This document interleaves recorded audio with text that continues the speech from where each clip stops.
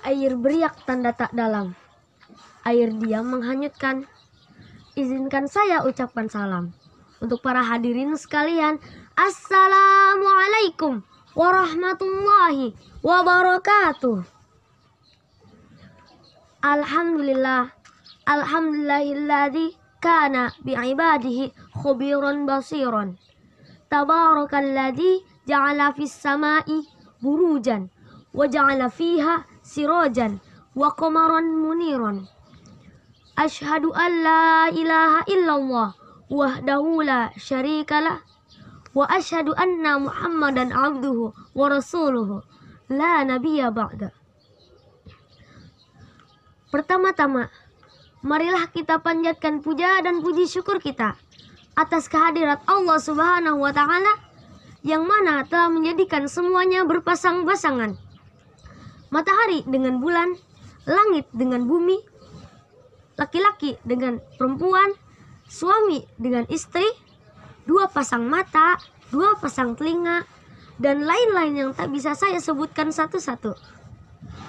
Yang kedua, salawat beserta salam semoga tetap tercurahkan kepada junjungan kita, hakim tertinggi anti korupsi yang namanya selalu dipuja-puji, tak lain dan tak bukan, yakni Habibana wa Nabiyana wa Syafi'ina wa Karimina wa Maulana wa Sayyidana Muhammad sallallahu alaihi wasallam.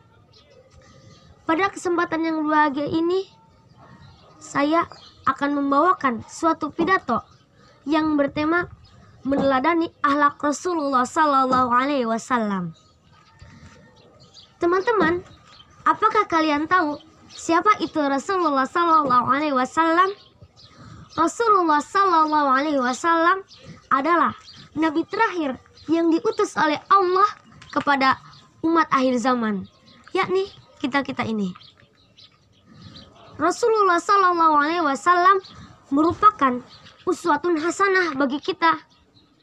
Apa itu uswatun hasanah? Uswatun hasanah artinya ciri tauladan yang baik. Maksudnya begini. Jadi di dalam diri Rasulullah sallallahu alaihi wasallam itu terdapat suri tauladan yang baik.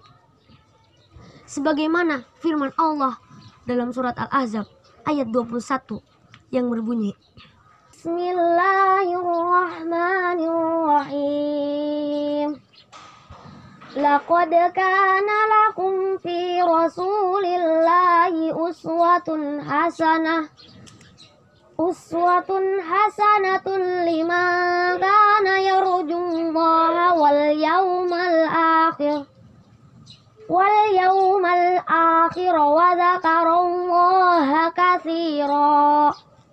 Artinya, sesungguhnya di dalam diri Rasulullah SAW itu terdapat suri tauladan yang baik bagimu, bagi orang yang mengharapkan rahmat Allah dan kedatangan hari akhir, serta yang banyak mengingat Allah. Di antara sifat-sifat Rasul yang harus kita teladani, ada sifat yang namanya jujur, kemudian sifat amanah, dan ada juga sifat kasih sayang. Teman-teman yang berbahagia, sifat yang pertama yang harus kita teladani adalah sifat jujur. Rasulullah SAW merupakan pribadi yang jujur. Ia dipercayai oleh semua orang. Dia pula telah mencontohkan jujur semenjak dia kecil, remaja, hingga beliau wafat. Makanya di dalam kaumnya, yaitu kaum Quraisy, beliau dijuluki sebagai Al-Amin, yang artinya orang yang jujur.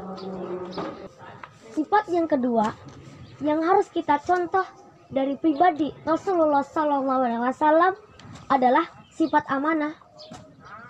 Teman-teman, ada yang tahu apa itu sifat amanah? Amanah artinya dapat dipercaya.